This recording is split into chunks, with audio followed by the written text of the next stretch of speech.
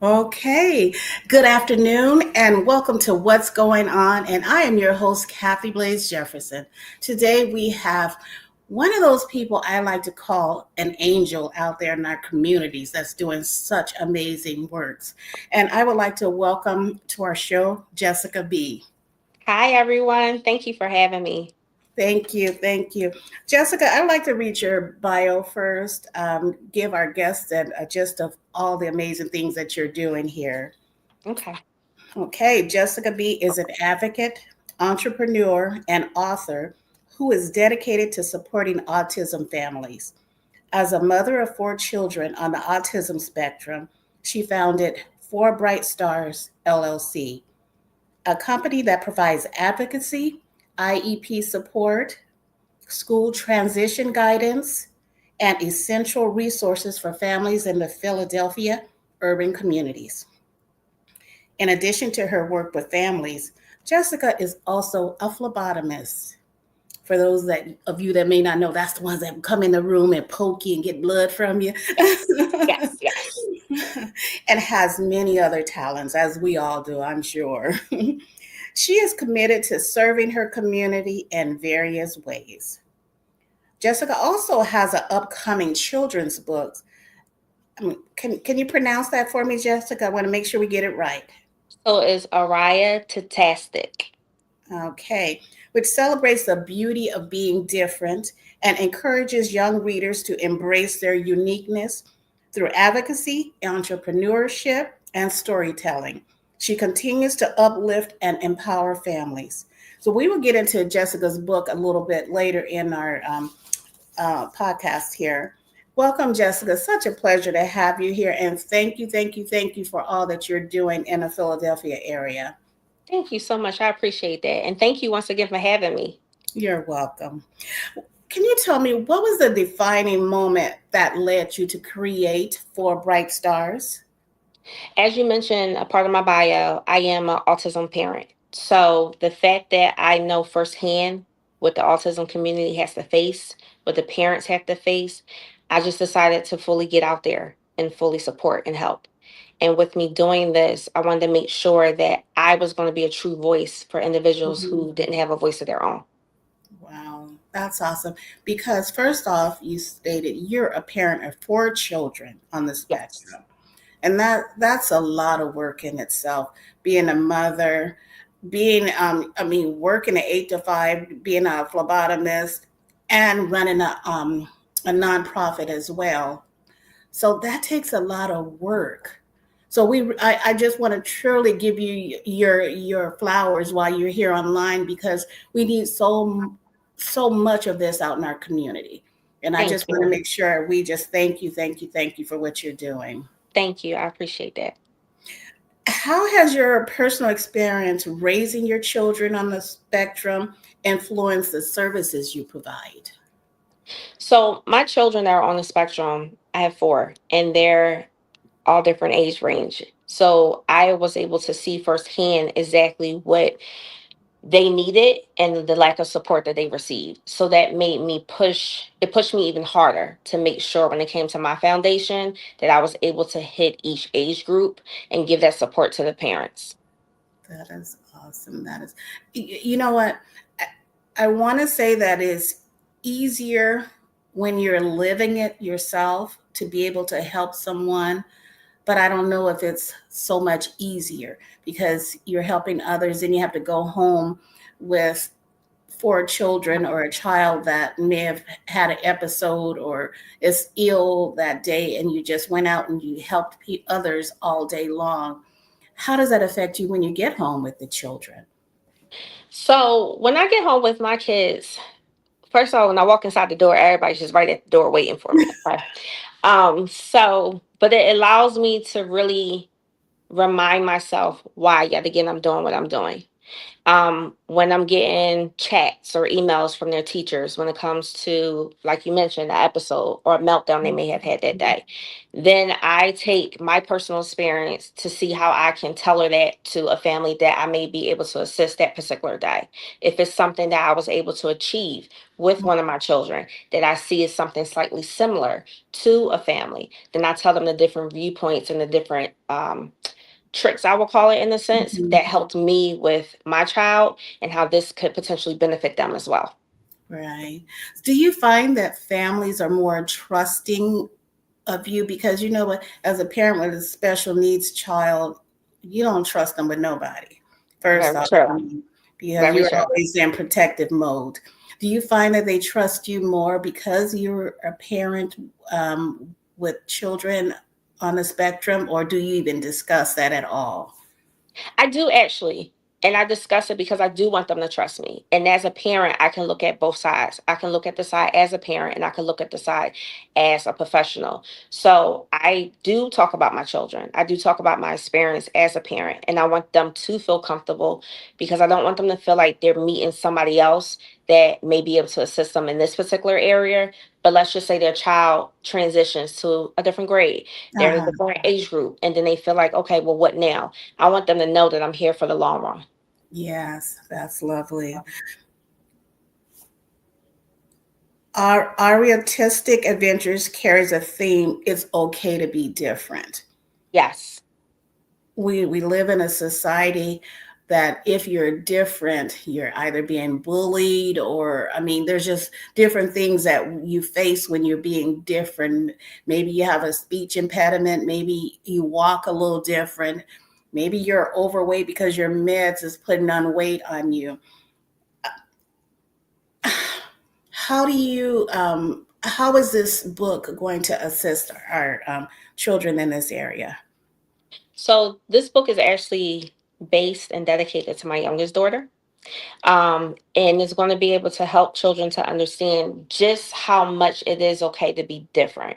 When a child is growing up, especially at a young age, they're a sponge. So how Yeah, somebody responds to them is truly important. So this right. book is going to touch base on, it's okay that you need a morning time routine. It's Yeah. okay that maybe you need to hold your mommy and daddy's hand just a little bit tighter. It's okay that you might not want to go and play with your friends like the other friends are doing.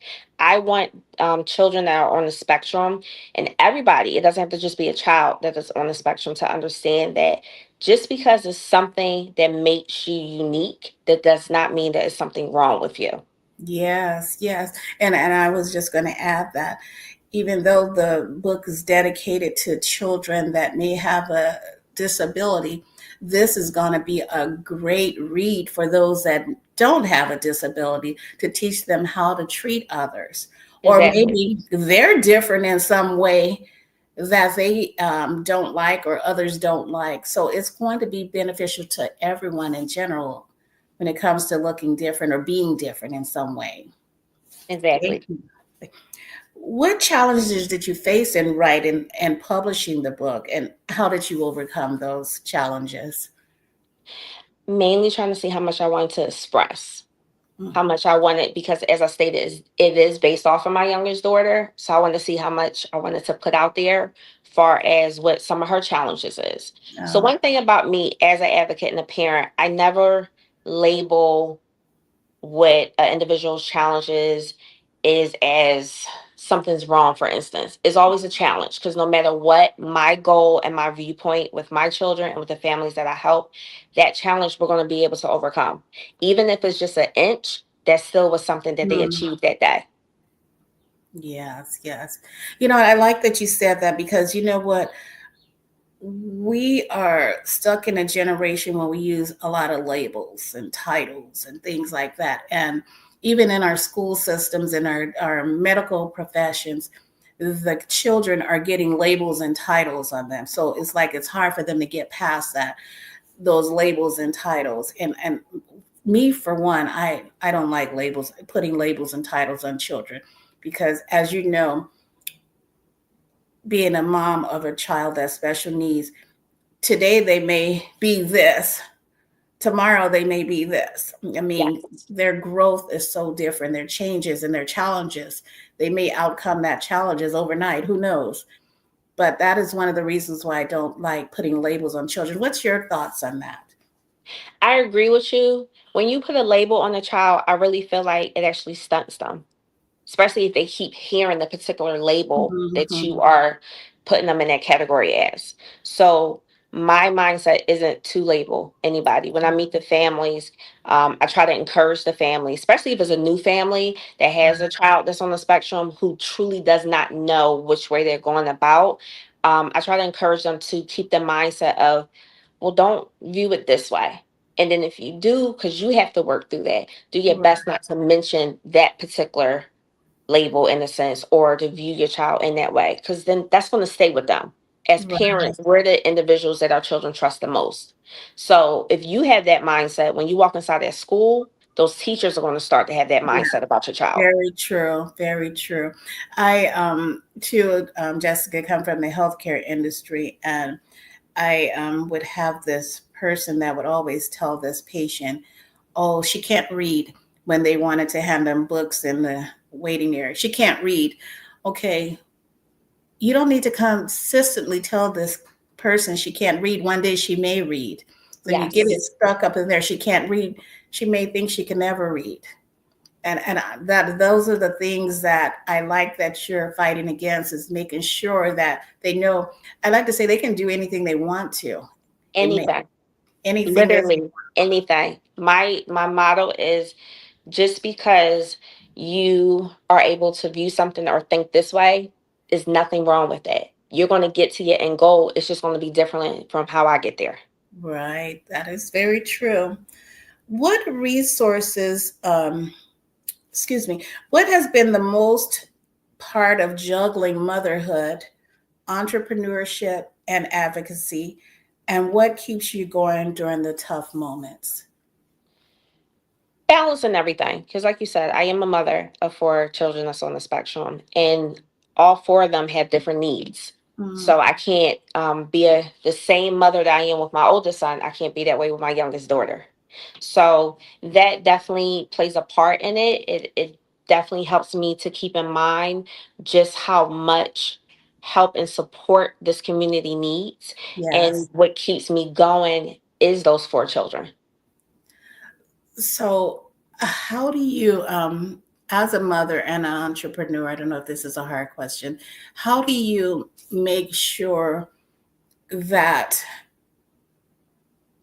you're making sure all four of them get what they need? So we actually have, each of my children have a day of the week that is just our time. So even if I'm tired, when I come home from work, even if I have to switch the timing up, for instance, I make sure that each of them have that one-on-one time with me. I have three late teens and a 7-year-old. So I need Oh, to make sure, especially with those teenagers, that I'm tapping into right. what's going on. Yes, because they're still teenagers, Exactly. it's not about being a normal teenager or this type. They're still teenagers. They're still teenagers. They still have the issues that any other teenager Yes, has. yes. And I ask these questions because there may be someone watching that has children out there, and they don't know how to manage that time. And your advice may be helpful for them in some way. I mean, because a lot of times, you know, you hear people say, well, they have case managers, but a lot of times the case managers can only do so much, can only give so much, and sometimes may only have so much knowledge on True. the issue that's at hand, and not able to assist that family. And I'm sure you know yourself, those case managers are pulled in so many directions, they're not able to give all that they can. Absolutely. And unfortunately, a lot of the case managers too, to go back to what you just mentioned, not aren't always properly trained, to be quite honest with you. So they don't know exactly each child, the individuals that they are working with, they don't Right, always know how to attend to each of their needs. Sometimes right. they view each individual the same. And that's the biggest mistake that anybody can make with an individual who's on the spectrum. Everybody is uniquely different. That is true. I like to say they're uniquely able. And someone, Latrell Jackson says, love is contagious, so give it cheerfully and it will show up for itself. Amen. That is true. Praying is a manageable time. That is Yes, true. And that is definitely some time. We need to make sure that we're putting that in the schedule for our children as well. We got so much absolutely. going on. They definitely need that prayer time. As parents, we need that prayer time also. Yes. Thank you. What resources or advice would you give to other parents of children with autism who may be struggling? So the main thing that I always say when I meet my families is, what have they done so far? What documentations do you have? That's the biggest thing. A lot of families don't understand that any small bit of communication that you have with a staff member, whether it's the school, whether it's case management, even if it's the psychiatrist for outside services, you want to keep all documentation. So that's the biggest thing. Also, when it comes to the support that you want to give, you need to know exactly what you want. Mm, And sometimes, as a new parent, you don't know that, and that's that's okay. true. And there's nothing wrong with the fact that, well, I think he may need this, or I think she may need that, and you're confused. This is a Mm, completely new environment for you. It's right. new for your child as well. So, another thing that I also tell my parents, as far as the support, don't be hard on yourself. Mm, Literally, do not be hard on yourself. You have yes. to be able to breathe and take it day by day. And when you have the proper advocate, such as myself, my job is to help ease some of that overwhelming feeling Of that you have. course. Of course. And again, that's why I say we need more of you. We need more of you, Jessica, because there are so many families that are experiencing that. I mean, a lot of times we think, I know this person that has a special needs child. There's a lot of families out there with special needs children, or there's a lot of families out there with a child that may have some type of disability, or Yes, there's a family out there with an elder in their family that's disabled. It's not always affecting our children. It's we have parents that have elder children in their household that may be experiencing some of the things that you're stating here today. So, absolutely. And Kathy, if I could go back real quick, as far as also the resources that I provide, I help families when it comes to receiving Social Security benefits, which okay. means a lot of families don't know they can be eligible for Social Security benefits for their child. And I help them through the process, as far as making sure that everything is filled out properly, making sure that they're actually going to receive the benefit. I help Okay. them when it does come to the IEP meetings and making sure that they get exactly what their child needs. A lot of families think that those particular meetings are just for academic services, but it's Uh, not.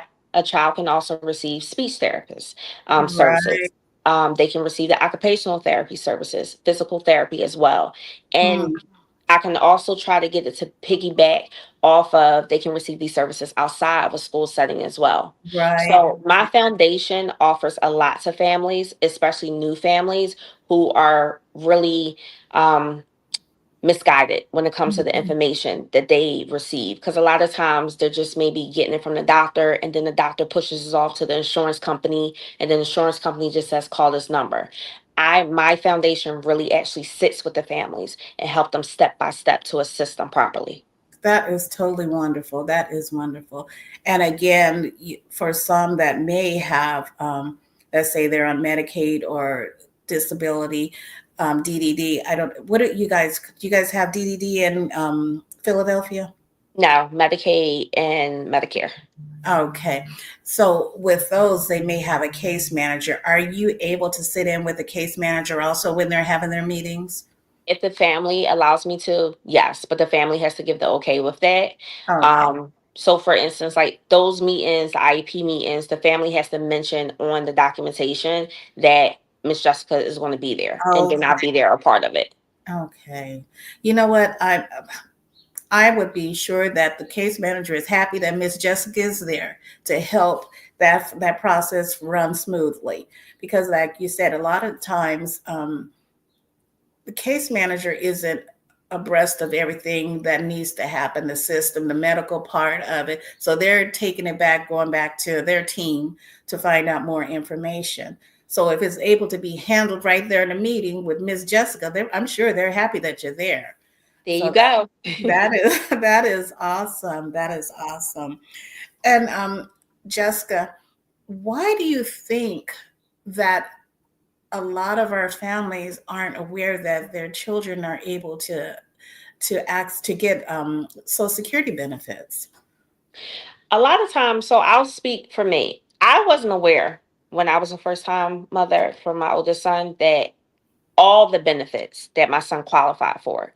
And unfortunately, that's the thing, especially in the Philadelphia area. A lot of families don't know what they truly qualify for. They only are going off of conversations they may have with their teachers. Yet again, some conversations they have with their child's pediatrician. So when you're only getting a tad bit of it and you're new, you think that this is Right, it.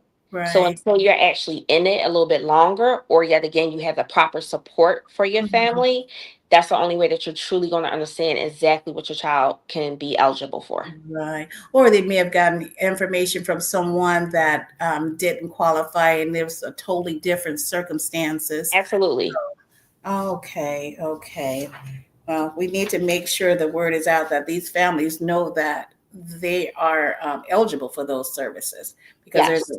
a lot of families that are trying to pay for all these services on their own, things that their insurance doesn't even cover, but the child is eligible for the service. Yes. So, And a lot of things too, the insurance will cover at a to a certain age period when it comes to the mhm, child.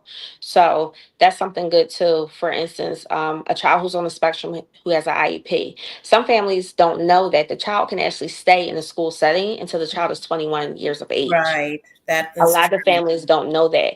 I always encourage my families that if you don't have a full plan for your student, keep your student inside that school setting. Let That, their student get as much as possible while that student can. Because once we get to that 21 age bracket, that mhm, transition range, those mm, support services that's there, it's a different ball game. So mm. while you have a little bit more underneath your umbrella, do everything now.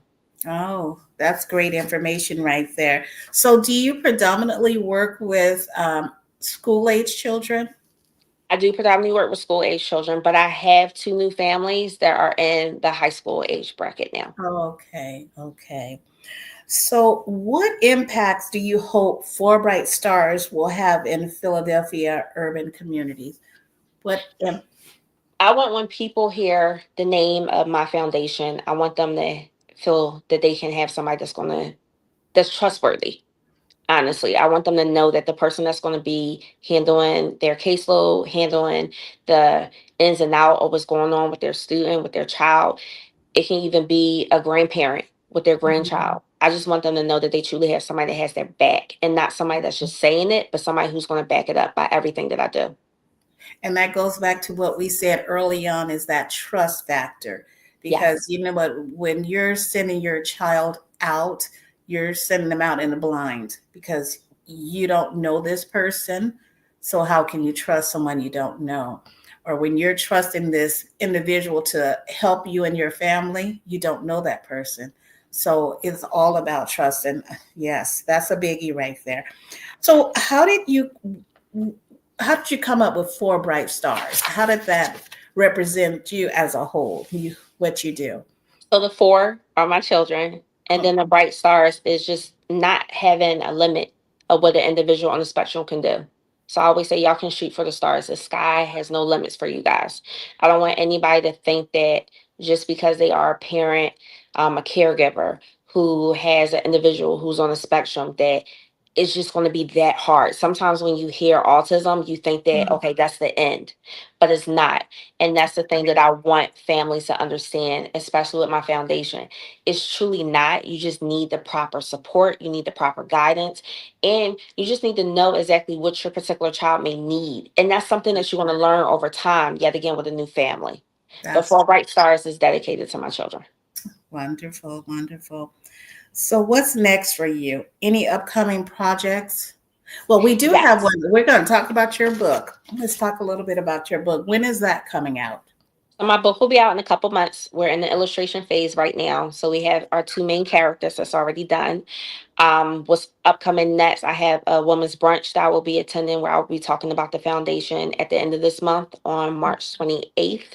I also have next month in April, April 12th, I will be at the Autism Summit where I will be talking about the foundation as well.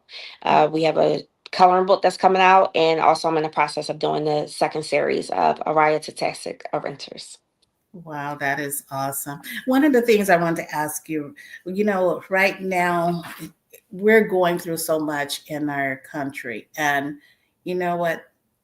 Families are scared right now because Mhm. they look at the media, they look at the news, which is most families look at the news, and they're seeing, oh, they're going to be cutting Medicaid, they're going to be doing this, and you have people saying different things.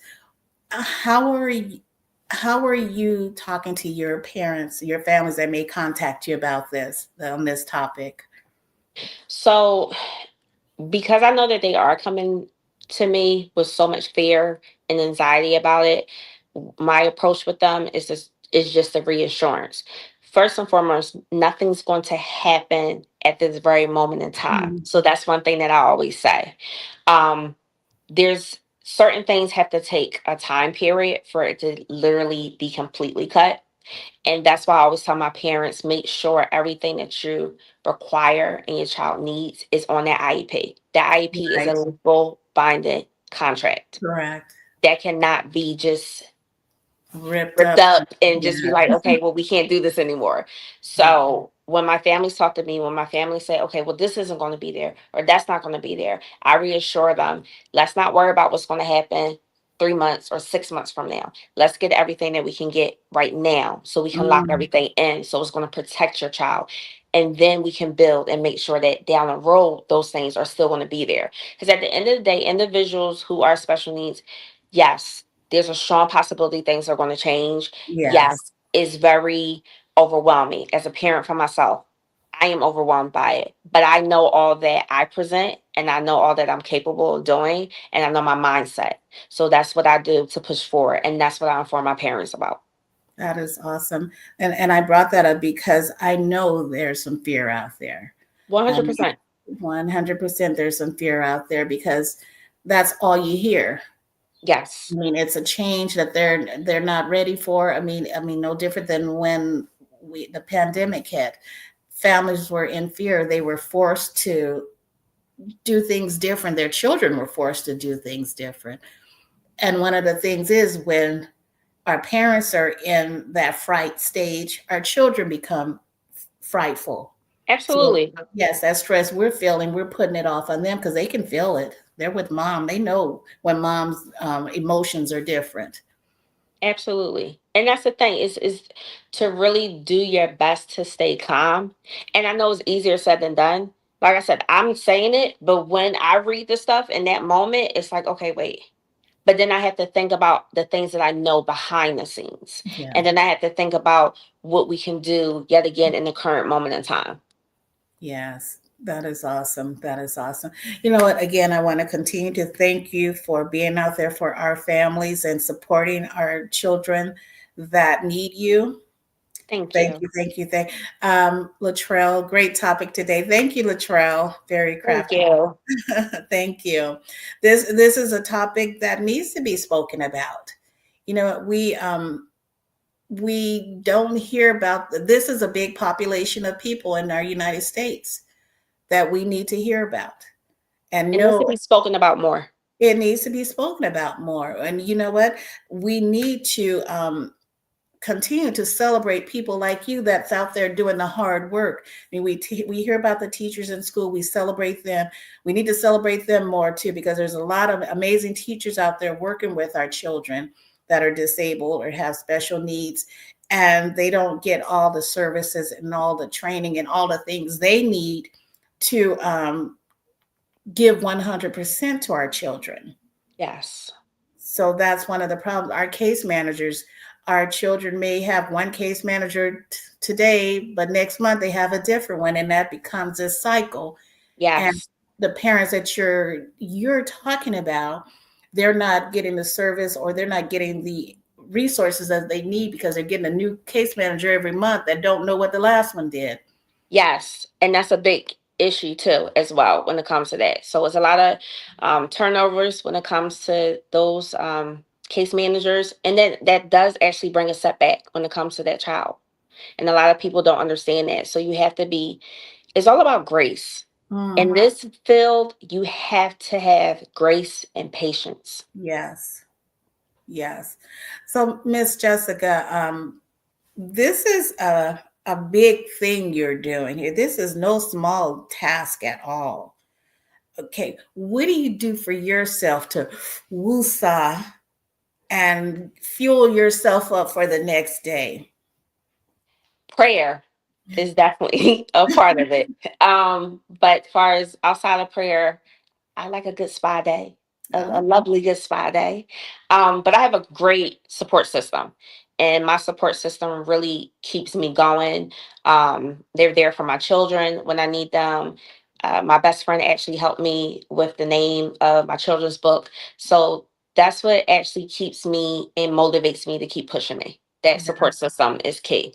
Support system is key, and that's what you are to these families. You're a support system to them. So, thank you very much. You're It was. welcome. Where can our audience reach you, Miss Jessica?